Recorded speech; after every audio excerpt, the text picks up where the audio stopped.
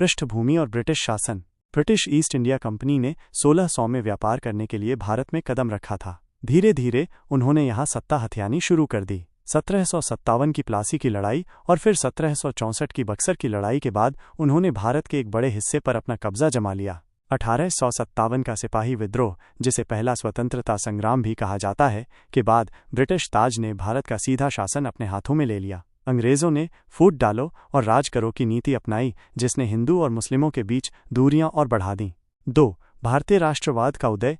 1885 में भारतीय राष्ट्रीय कांग्रेस की स्थापना हुई, जिसने भारतीयों के दिलों में राष्ट्रीय चेतना जगाई। शुरुआत में यह एक मध्यम वर्गीय संगठन था, लेकिन धीरे धीरे इसने आज़ादी की मांग को और तेज कर दिया। 1906 में मुस्लिम लीग की स्थापना हुई, जो खास तौर पर मुस्लिमों के राजनीतिक हितों की रक्षा के लिए बनी थी। यहीं से भारत की राजनीति में धर्म के आधार पर बंटवारे की नींव पड़ने लगी। 3. हिंदू मुस्लिम तनाव। 1909 के मॉर्ले मिंटो सुधारों ने मुसलमानों को अलग निर्वाचक मंडल का अधिकार दे दिया, यानी मुसलमान सिर्फ मुसलमान उम्मीदवारों को ही वोट दे सकते थे। इसने हिंदू मुस्लिम विभाजन को और गहरा कर दिया।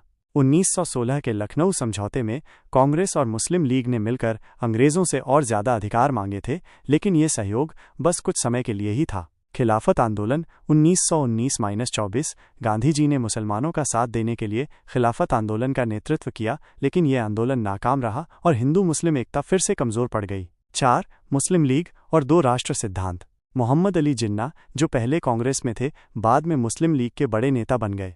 1930 में अल्लामा इकबाल ने मुसलमानों के लिए एक अलग राज्य का विचार सामने रखा।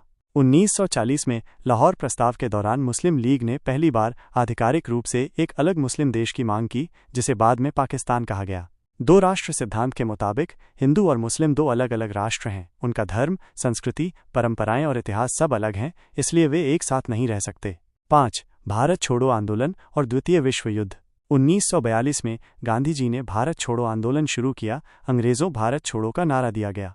इसी दौरान दूसरा विश्व युद्ध 1939-45 भी चल रहा था। अंग्रेज़ों के लिए भारत को काबू में रखना मुश्किल होता जा रहा था। युद्ध के बाद ब्रिटेन आर्थिक रूप से कमज़ोर हो चुका था और वो भारत से जितनी जल्दी हो सके निकलना चाहता था। 6. 1946 का चुनाव और दंगे। 1946 के प्रांतीय चुनावों में मुस्लिम लीग ने मुस्लिम सीटों पर बड़ी जीत हासिल की। इससे मुस्लिम लीग की मांग और मजबूत हो गई। Direct action day. 16 अगस्त 1946 मुस्लिम लीग ने कोलकाता में डायरेक्ट एक्शन डे का आह्वान किया, जिसके बाद भयानक दंगे हुए। हजारों लोग मारे गए।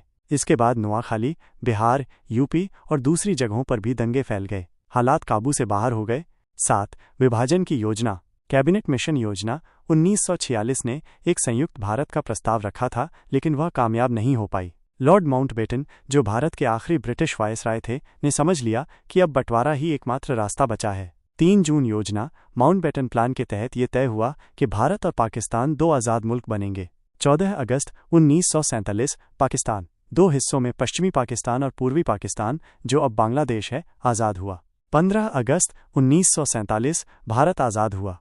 8. सीमांकन, बाउंड्री डिमार्केशन।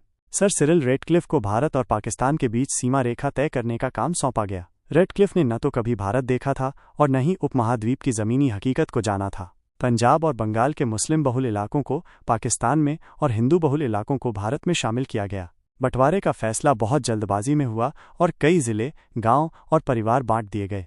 9. विभाजन के दुष्परिणाम। जनसंख्या का विस्थापन। करीब 1.5 करोड़ लोग भारत और पाकिस्तान के बीच इधर उधर चले गए। हिंदू और सिख भारत आए और मुसलमान पाकिस्तान गए। हिंसा और नरसंहार, लगभग 10 लाख लोग मारे गए। बड़े पैमाने पर हत्याएं, बलात्कार और लूटपाट हुई। महिलाओं के साथ बहुत बुरा बर्ताव किया गया। शरणार्थी संकट, लाखों लोग बेघर होकर अनाथ हो गए। भारत और पाकिस्तान दोनों को इन विस्थापितों को फिर से बसाने की मुश्किल चुनौती का सामना करना पड़ा।